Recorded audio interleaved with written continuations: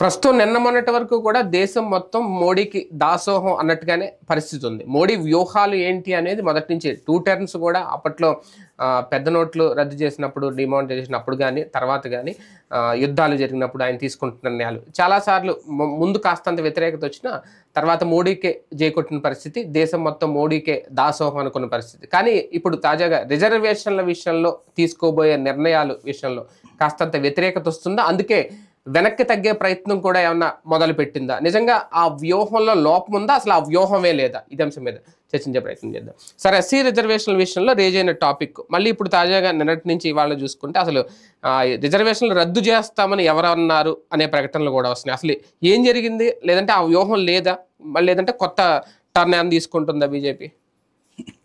అంటే ఇది 2014 ఏంటి, భారతీయ జనతా పార్టీ 1998 నుంచి నేను ఆ మాట వింటానే ఉన్నా. అవునా? బీజేపీ అధికారంలోకి వస్తే తీసేస్తారు రిజర్వేషన్లు, ఆర్ఎస్ఎస్కి నచ్చదు అని.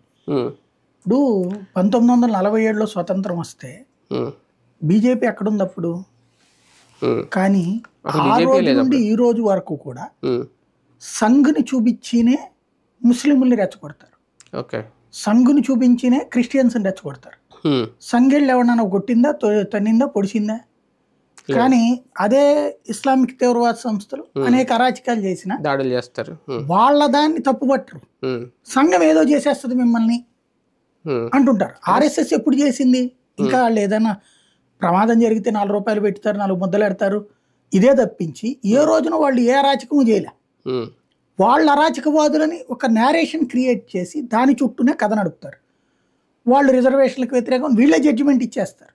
ఏంటంటే సనాతన సంప్రదాయాలు బ్యాచ్ వాళ్ళని. ఎస్, నువ్వు ఆ సనాతన సంప్రదాయం కాకపోతే నువ్వు నీ పెళ్ళంతా ఎందుకు కాపురం చేస్తున్నావు, నీ బిడ్డలను ఎందుకు చూస్తున్నావు? సనాతన సంప్రదాయం చెప్పింది ఏంటి? కుటుంబ వ్యవస్థ, ఆ వ్యవస్థకు బాధ్యత, జవాబుదారీతనం. అది దాంట్లో ఏయో మనకు తెలియని లోపాలు ఎప్పుడో జరిగిపోయినాయి మన తాత ముత్తాతల కాలంలో. అంటే ఎస్, ఆ లోపాలు సరిచేయడానికే కదా రిజర్వేషన్ వ్యవస్థ. దాన్ని ఏ రోజునన్నా ఎవరన్నా వ్యతిరేకించారా? వ్యతిరేకించినటువంటిది ఏదైనా ఉంది అంటే ఆ రోజున కమ్యూనిస్టులు. అంబేద్కర్ రాజ్యాంగం రాసినటువంటి సందర్భంలో రాజ్యాంగ రచనా సంఘం సమావేశాలప్పుడు దాన్ని వ్యతిరేకించింది కమ్యూనిస్టులు. అందుకని ఆయన 10 ఏళ్ళన్నీ రాశారు. కానీ ఆ కమ్యూనిస్టులు కానీ కాంగ్రెస్ కలిపి ఒక నెగిటివ్ నేరేషన్ అనేటువంటిది ఎప్పుడు క్రియేట్ చేస్తూనే ఉంటారు వాళ్ళు. ఒక అబద్ధాల ప్రచారం.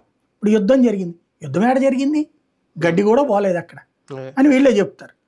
లేదు, పాకిస్తాన్ అనవసరంగా బూచిగా చూపెడతారు, పాకిస్తాన్ వాళ్ళు చాలా మంచి వాళ్ళు అని మనకు వాళ్ళే చెప్తారు. చైనా దేశకి నేత వాళ్ళు అద్భుతమైనటువంటి వాళ్ళు, వాళ్ళు మనల్ని ఏమి ఇబ్బంది పెట్టరని వీళ్ళే చెప్తారు. అంతే తప్పించి వాళ్ళు పక్కన చేస్తున్నా సరే మన చుట్టుపక్కల ఎంత దరిద్రులైనా వాళ్ళని కాపాడుకొస్తారు వీళ్ళు. అదే సందర్భంలో మనల్ని ఎదవల్లాగా చూపించేటటువంటి ప్రయత్నం చేస్తారు. అసలు ఏ సంఘం ఏ రోజు చెప్పింది? ఇప్పుడు వీళ్ళే చివరికి నిన్న అమిత్ షాది ఆర్టిఫిషియల్ ఇంటెలిజెన్స్ తో క్రియేట్ చేశారు. ఒరిజినల్ది చూస్తే అర్థమైపోయింది అందరికి. ఒరిజినల్ది చూడనప్పుడు ఇప్పుడు ఆర్టిఫిషియల్ ఇంటెలిజెన్స్ వచ్చిన తర్వాత ఎవరికి వాళ్ళు ఈ దొంగది క్రియేట్ చేయడం అన్నది అలవాటైపోయింది. అందులో బేసిక్గా ఏంటంటే నరేంద్ర మోడీ అంటే ఇక్కడ ఒక రకంగా చెప్పాలంటే ఎత్తుకు పై ఎత్తు వేశారు వీళ్ళు. నరేంద్ర మోడీ కానీ అమిత్ షా కానీ వీళ్ళందరూ ప్రస్తావిస్తున్న అంశం ఏంటంటే ముస్లిం రిజర్వేషన్లు. ఇక్కడ ముస్లిం రిజర్వేషన్లను మేము వస్తే ఎత్తేస్తాం, ఆంధ్రాను ఒక ప్రయోగశాలగా మార్చారు, 4% వాళ్ళకి ఇచ్చారు, అది అసలు బీసీలకి ఎస్సీలకి ఎస్టీలకి చెందాల్సింది, మేము వస్తే ముస్లిం రిజర్వేషన్లు తీసేసి ఎస్సీ ఎస్టీలకి ఇస్తామని చెప్తున్నారు. వీళ్ళు ఏం చేయాలి? మేము వస్తే ముస్లిం రిజర్వేషన్ కొనసాగుతుందని చెప్పాలి కదా. అది వదిలేసి అసలు ఆ టాపిక్కే ఎత్తకుండా అసలు సాంత రిజర్వేషన్లు ఎత్తేయబోతున్నారు అంటూ ఎవరైతే చదువు తక్కువగా ఉండేటటువంటి వాళ్ళని మోసం చేయడం, అంతకు మించి ఏం లేదు. నిజంగా ముస్లిం రిజర్వేషన్ల విషయంలో ఒక స్టాండ్ తీసుకుందా, లేదంటే వెనక్కి తగ్గుతుందా బీజేపీ? రాజ్యాంగం ప్రకారం ముస్లిం రిజర్వేషన్ ఉండదు. క్రైస్తవ రిజర్వేషన్ కానీ ముస్లిం రిజర్వేషన్ కానీ మతపరమైన రిజర్వేషన్లో రాజ్యాంగ నిషేధం ఉంది. గతంలో కూడా నిషేధించింది. గతంలో రాజశేఖర రెడ్డి హయాంలో జీవో ఇచ్చాడు. ఆయన వచ్చాక 5% రిజర్వేషన్ ఇస్తానని 2004 ముందు హామీ ఇస్తే అసాధ్యమని అందరూ చెప్తే ఆయన వచ్చి ఒక జీవో ఇచ్చాడు. ఆ జీవో ఈయన ఎట్లాంటి గేమ్ ఆడుతుందంటే రాజశేఖర రెడ్డి కానీ వీళ్ళు కొత్త ఆట నేర్పారు. ఎట్లాగా?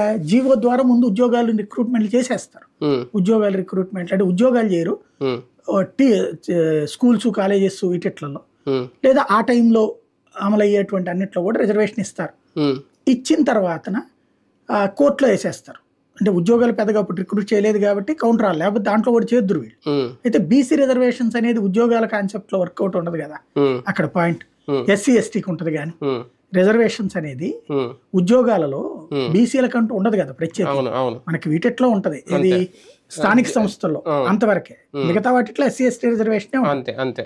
వీళ్ళు ఏం చేస్తారంటే, ఈయన ఏం చేశాడంటే 55% రిజర్వేషన్ అని చెప్పేసి జీవో ఇచ్చాడు. అవి దేనికి వర్తిస్తాయి? విద్యా సంస్థల్లో నియామకాలన్నిటికీ వర్తిస్తాయి. అది స్కూల్స్, కాలేజెస్, యూనివర్సిటీస్, ఎంబీబీఎస్ వీటిలో కూడా వచ్చినాయి. వచ్చిన తర్వాత దాని మీద ఎవడో ఒకటి ఛాలెంజ్ చేస్తాడని తెలుసు, ఛాలెంజ్ లో కొట్టుకుపోతుందని తెలుసు. అప్పుడేం ప్రభుత్వం వాదించింది, ఓకేనండి మేము మీరు చెప్పిన దాని మీద అప్పీల్కి వెళ్తాం, ఈ లోపుగా ఎవరినైతే అడ్మిట్ చేసారో వాళ్ళని తీసేయద్దు అంటే. అక్కడ ముస్లింలకు అదిగో చూసారా, మీకు వాళ్ళు పోద్దని తెలిసినా కూడా నేను ఇచ్చి మీ వాళ్ళకు ఓ దశ ఇచ్చేసాను కదా నేను అని చెప్పారు. తర్వాత మళ్ళీ ఆయన ఉన్నంత వరకు ఇంకో గేమ్ ఆడాడు, మళ్ళీ ఆర్డినెన్స్ ఇచ్చాడు. ఆర్డినెన్స్ అంటే ఏంటి, రేపు మేము చట్టం చేయబోతున్నాం ఈ లోపుగా ఉత్తర్వులని మళ్ళీ ఇచ్చారు. దాని ప్రకారం మళ్ళీ ఒక ఏడాది అడ్మిషన్స్ ఇవన్నీ సాగినాయి, ఎంబీబీఎస్లు వీటిలో కూడా. ఆ తర్వాతన మళ్ళీ దాన్ని కొట్టేసింది. మళ్ళీ ఏమని చెప్పారు, ఇదిగో ముస్లింలు ఆల్రెడీ కొంతమంది చదువుకున్నారు, వాళ్ళు నాశనం కాకూడదు కాబట్టి వాళ్ళది కంటిన్యూ చేస్తున్నారు. ఆ విధంగా రిజర్వేషన్స్ లేకుండానే రిజర్వేషన్స్ 2 ఏళ్ళు అమలు చేశాడు ఆయన. 3వ ట్రిప్ వచ్చేటప్పటికి చట్టం చేశాడు. చట్టం ఆధారంగా మళ్ళీ అడ్మిషన్ జరిగింది, మళ్ళీ ఆ చట్టాన్ని కొట్టేసింది సుప్రీంకోర్టు. ఆ అడ్మిషన్స్ కొనసాగించాడు. అంటే రిజర్వేషన్ లేకుండానే రిజర్వేషన్ 3 ట్రిప్లు 3 ఏళ్ళు అతను తీసుకొచ్చి పెట్టాడు. తర్వాత దానికి ఏమైంది, సుప్రీంకోర్టులో అప్పీల్ చేశాడు, సుప్రీంకోర్టు కూడా కొట్టేసింది. సుప్రీంకోర్టు తర్వాత దాన్ని ఇతను ఏం చేశాడు, రాజ్యాంగ ధర్మాసనానికి నివేదించమన్నాడు. అప్పుడు దాని మీద విచారణ ఆగిపోయింది. ఈ నిలోపు చనిపోయాడు, మళ్ళీ ఎన్నిక అవ్వడం గెలవటం. ఆ కారణంగానే గెలిచాడు రాజశేఖర్ రెడ్డి. ముస్లిం ఓట్లు సాలిడ్గా పడ్డాయి. ఎందుకని, ఇంత కష్టంలో కూడా జాగ్రత్తగా మన గేమ్ నడిపాడు మనోడు అన్నటువంటిది అతన్ని నమ్మారు, అందుకే అతను ఓటేశారు.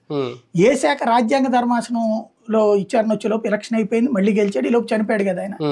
తర్వాత ఏం చేశారంటే సుప్రీంకోర్టు రాజ్యాంగ ధర్మాసనం ఒక విచిత్రమైన జడ్జిమెంట్ ఇచ్చింది. రిజర్వేషన్స్ ఇట్లాగా దీని మీద మేము విచారిస్తాం, టైం పడుతుంది, ఈ లోపుగా దీంట్లో అంటే ఈయన చివరిలో ఏం చేశాడు, డైరెక్ట్ ముస్లిం అని కాకుండా బీసీఈ పెట్టాడు. బీసీఈ అని చెప్పేసి వాళ్ళని ముస్లింలో ఉన్న కులాలు కసాయి రకరకాలు ఉంటాయి వివేకుల అట్లాగా వాళ్ళకి ఇస్తున్నట్టుగా పెట్టాడు. దాన్ని 50% దాటకూడదు కాబట్టి 50% లోపు పెట్టుకోండి అంటే 4% పెట్టుకోండి, మిగతాది మేము విచారించి ఇది కరెక్టా కాదా, కులవారీగా ముస్లింలు కూడా బీసీలోకి చేర్చచ్చా లేదన్నది తెలుస్తామని చెప్పారు. దానికి ఆ రోజుల్లో తెలుగుదేశం ఏమైంది, ముస్లింలకు రిజర్వేషన్ ఇచ్చి మీ బీసీలకు రిజర్వేషన్ కడుపు కొట్టారు అని చెప్పింది. వాస్తవంగా బీసీల పార్టీ తెలుగుదేశం, నిలదీయచ్చు కదా, దాని మీద గొడవ చేయొచ్చు కదా. ముస్లింల ఓట్లు పోతాయి అనుకుని బీసీ ఓట్లు కూడా పోగొట్టుకుంది. బీసీలు అంటే సింపతి సంపాదించింది, అయ్యో అన్నాడు, పోనీ వచ్చాక తీసేసిందా, బీసీలలో ఓట్లు సీట్లు కదా అది పోయింది. ఎప్పటికైనా తెలివైన వాళ్ళు అయితే తెలుగుదేశం ఏమనాలా, ఇప్పుడు ఎట్లాగో బీజేపీతో పొత్తు పెట్టుకుంది కాబట్టి వచ్చేది ముస్లిం ఓట్లు 5-10. ముస్లిం ఓట్లకు మేము వ్యతిరేకం, బీసీ ఓట్లు మాకు కావాలంటే అయిపోతుంది కదా. కానీ లాంగ్ స్టాండింగ్ పెట్టుకుని అది జరగదు. కాపు రిజర్వేషన్లకి అంతే దెబ్బ, బీసీలకు ఓట్లు సీట్లు పోతాయి అనేసి కాపు రిజర్వేషన్ పెట్టలా, లేకపోతే వీళ్ళు కూడా కాపులు బీసీలో చేర్చేయచ్చు, చేర్చేస్తే వాళ్ళే కొత్త అప్పుడు బీసీలు మొత్తం పోతారని అది చేయలే. మరి ముస్లింలకు చేసినప్పుడు బీసీలకు అన్యాయం జరిగింది కదా. ఇది ప్రాక్టికల్ గా వాళ్ళు ఏంటంటే వివాదాస్పదమైన ప్రతి సందర్భంలోనూ సరైన నిర్ణయం తీసుకోవడం ఎప్పుడు విఫలమవుతుంది.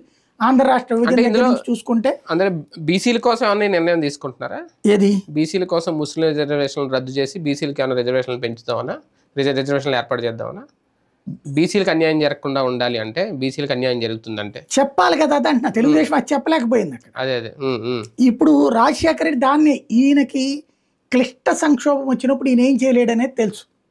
చంద్రబాబు రాష్ట్ర విభజన అంతే, ఇదైనా అంతే. ఆ టైంను అతను క్యాష్ చేసుకున్నాడు. రాజ్యాంగ ధర్మాసనం దాన్ని విచారణ జరుపుతానని చెప్పి 14 ఏళ్ళు అయింది. 2011 నుంచి ఇప్పటిదాకా అట్లాగే ఉంది. ఇంతవరకు రాజ్యాంగ ధర్మాసనం విచారించాల కాబట్టి 4% రిజర్వేషన్ ఉంది. ఇప్పుడు అది పీక్ స్టేజ్కి వస్తుంది. వీళ్ళు అన్నది ఏంటంటే అమిత్ షా గాని నరేంద్ర మోడీ గాని వీళ్ళు మాట్లాడింది, మేము వచ్చాక సుప్రీంకోర్టులో మేము ఇన్వాల్వ్ అవుతాం, రాజ్యాంగ ధర్మాసనం ఇన్వాల్వ్ అయ్యి అది తీసేయమంటాం అని చెప్పారనమాట. దాన్ని వీళ్ళు ఆ చర్చకి వెళ్ళి, అంటే ముస్లింలకు రిజర్వేషన్ ఇవ్వడం ఏంటి మతపరంగా అనే చర్చకి రానియకుండా, ఆ ఓట్లు ఎట్లాగో బీజేపీకి పోవు కదా, అదే మనకు వచ్చే ఓట్లు పోగొట్టడం ఎందుకని దాన్ని డైవర్ట్ చేయడం కోసమని ఎస్సీ ఎస్టీలను రెచ్చగొట్టడం కోసం మీ పోతాయి అని చెప్తున్నారు. ఎవడూ రిజర్వేషన్లు తీసేయలేడు. ఆర్ఎస్ఎస్ చీఫ్ మోహన్ జీ భగవత్ ఆ మాట 5 ఏళ్ల క్రితం అన్నప్పుడు చెప్పాడు, మళ్ళీ ఇప్పుడు చెప్పాడు ఆయన. అంటే ఎస్సీ ఎస్టీలు తీసేయలేరేమో, ఇంకెవరితో తీయడానికి? అదే ముస్లిం రిజర్వేషన్ తీసేస్తారు ఖచ్చితంగా బీజేపీ వస్తే, నో డౌట్. ఎన్నికల ముందు కూటమి కట్టారు కాబట్టి ఆంధ్రప్రదేశ్ లో ఇది బాబు గారికి ఒక పెద్ద పరీక్ష అవుతుంది. ఖచ్చితంగా ఉంటది, అందుకే కదా ఇక్కడ మాట్లాడొద్దని చెప్తున్నాడు. కానీ దేశవ్యాప్తంగా ఆయన మాట్లాడినవ్వకుండా చేయలేరు. ఇవాళ మీడియా కారణంగా దేశవ్యాప్తంగా ఎక్కడ జరిగే ఇక్కడ నడుస్తుంది. ఇది ఒక కారణమా నరేంద్ర మోడీ ఏపీ మీద చూడలేకపోతున్నారు? ఇప్పటికే 2-3 వాయిదాలు, 1-2 అన్నారు, 5 ఇప్పుడు 7-8వ తేదీ ఏదో చెప్తున్నారు. ఇంకా 11వ తేదీ అయితే ఇంకా ఆయన రావాల్సిన అవసరం లేదు కూడా, ప్రచారం కూడా టైం కూడా అయిపోతుంది. వస్తారనుకోండి 7-8న వస్తారు, 4 సభలు జరుగుతాయట. అంటే ఒకే రోజు 4 సభలు, రాయలసీమ ఒకటి, ఉత్తరాంధ్ర ఒకటి, కోస్తా ఒకటి. అంటే ఇది ఒక కారణమా దానికి తీసుకోవడానికి? దానికి ఏం సంబంధం లేదు. బేసిక్ గా ఏంటంటే మనకు ఉన్నది ఇక్కడ 10 సీట్లు అయినప్పుడు ఎక్కువ ఎందుకు టైం పెట్టుకోవాలి? మిగతా రాష్ట్రాలన్నీ ఎక్కువ టైం అవసరం కదా. అంటే అంత దగ్గరలో రావడం అంటే అదే యాక్చువల్ గా టైమింగ్స్ చూసుకోవాలి కదా. నువ్వు కర్ణాటకది మేజరు, వాళ్ళకి వచ్చే చోట్ల వదులుకుని వస్తుందో రాదో తెలియని చోట ఎందుకు? ఎన్నికల ముందు మోడీ వస్తున్నారు అంటే, ఆల్రెడీ ప్రధాని మళ్ళీ హ్యాట్రిక్ కొట్టే ప్రధాని వస్తున్నారంటే ఆయన నుంచి అన్న ఒక వరాలు ఉంటాయని ఎక్స్పెక్ట్ చేస్తారు. ఖచ్చితంగా హోదా అంశంలో అయితే ఆయన ఇవ్వడం తెలుసు. నేనైతే నమ్ముతున్నా వీళ్ళు హోదా అన్నది ఇస్తారని వాళ్ళు నమ్ముతారని నేను అనుకోను. పోలవరం ఒకటి చెప్తాడు ఆయన, మేబీ పూర్తి చేస్తామని చెప్తాడు. ఏముంది దానికి, కాబట్టి ఆ మొక్క చెప్తారు. వీళ్ళు కంటిన్యూ చేస్తానని చెప్తారు. అది ఎందుకంటే వీళ్ళు కూడా మేము ఇస్తామంటున్నారు కాబట్టి, వీళ్ళు 3 సెంట్లు అంటున్నారు కదా, 3 సెంట్లు అంటే అప్పుడు ఇంకో సెంటు వీళ్ళు ఇవ్వాలి రాష్ట్ర ప్రభుత్వం. అంటే అప్పుడు 2000తో ఒకటి ఆల్ది అవుతుందా? అంతే కదా. అంటే అర్బన్ లో 1 సెంటే, వీళ్ళు 2 సెంట్లు ఇవ్వాలి అర్బన్ లో. అవును. అట్లాగే రూరల్ లో 3 సెంట్లు, వాళ్ళు 2 సెంట్లు, 2 సెంట్లు కేంద్ర ప్రభుత్వం, వీళ్ళు ఇంకో సెంట్ ఎక్స్ట్రా ఇవ్వాలి. అసలుకే దిక్కు లేదు క్రిందసారి. అంటే కానీ మోడీ హామీ ఇస్తే అటువంటి మోడీ అదేమి ఇవ్వడం, 3 సెంట్లు ఇస్తామని మోడీ అండవు. బేసిక్ గా నేను అనుకోవడం ఆయన చెప్పాల్సింది అని నేను ఇది చేస్తానంటాడు, ఆంధ్రప్రదేశ్ ని బాగా చూసుకుంటానంటాడు. అట్లాగే ఈ షెడ్యూల్ పెట్టారు కదా, అట్లాగే ఒకదానికొకటి అనుసంధానం నడుస్తున్నాయి. పోర్టులు కూడా సెంట్రల్ గవర్నమెంట్ పోర్టులు కాదు, అవన్నీ ప్రైవేట్ పోర్టులు. అవన్నీ ఇదే రాష్ట్ర ప్రభుత్వం పోర్టు. అదాని అది తీసుకున్నది రొటీన్, దాంట్లో ఇంకా కొత్తగా చేసేది గంగవరం కానీ కాకినాడ. ఇప్పుడు కట్టిస్తున్న పోర్టులన్నీ కూడా రాష్ట్ర ప్రభుత్వం కట్టిస్తోంది. హార్బర్ ఏదే మన ఫిషింగ్ హార్బర్స్ కి వచ్చేటప్పుడు కొంత కేంద్ర ప్రభుత్వం పెట్టుబడి పెడుతోంది, అన్నిటికీ కాదు, రెండింటికో అమౌంట్. ఇవన్నీ దీర్ఘకాలిక ఆదాయ వనరు కిందన జగన్మోహన్ రెడ్డి ప్లానింగ్ అంతే. ఎందుకంటే ఇప్పుడు హైదరాబాద్ లో అంటే రాజధాని బేస్డ్ మీద ఆదాయం ఉంది, ఇక్కడ ఆదాయం లేదు కాబట్టి అతను ఎయిర్పోర్ట్లు కేంద్ర ప్రభుత్వం పెంచుతానని ఏం లేదు. మేము ఉండదండి, జస్ట్ అదొక ట్రాన్స్పోర్టేషన్ కి మెయిన్. ఇక్కడ ప్రాక్టికల్ గా చెప్పాలంటే జగన్ ఆలోచన కరెక్ట్ గా సెట్ అయితే భవిష్యత్తులో వచ్చే ముఖ్యమంత్రి అయినా కూర్చుని పని చేసుకోవచ్చు. ఎందుకు అంటే ఇప్పుడు హైదరాబాద్ ఎట్లయితే అక్కడ ఆదాయ వనరు ఉందో 50-60 వేల కోట్లు, ఇక్కడ అట్లా లేదు కాబట్టి ఒకటి వైజాగ్ సక్సెస్ అయితే మనకి ఇక్కడ 30-40 వేల కోట్ల ఆదాయం వస్తుంది. దాని నుంచి ఇప్పుడు 9,000-10,000 కోట్లు వస్తుంది, దేశంలో 10వ స్థానంలో ఉంది. అది రేపొద్దున మంచి ఆదాయ వనరుగా అవుతుంది, నెంబర్ 1. 2 వచ్చేటప్పటికి, ఎందుకంటే అమరావతితో పోల్చుకుంటే అది ఇమ్మీడియట్ ఆదాయం. రెండవది వచ్చేటప్పటికి ఫిషింగ్ హార్బర్లు, పోర్ట్లు పూర్తయితే వాటి మీద మనకు ఆటోమేటిక్ వచ్చేస్తుంది, ట్యాక్స్ వస్తుంది. ఇంకోటి దాని బేస్డ్ గా ఇండస్ట్రీస్ వస్తాయి, ఇండస్ట్రీస్ వచ్చినప్పుడు ఇన్కమ్ వచ్చేస్తుంది. ఓ లంసమ్ అమౌంట్ అది గనక సెట్ రైట్ అయితే గనక మనకు ఒక 70-80 వేల కోట్ల రూపాయలు ఫిక్స్డ్ ఇన్కమ్ ఏడాదికి వచ్చేస్తుంది. అవి పూర్తి కావాలి. అవును.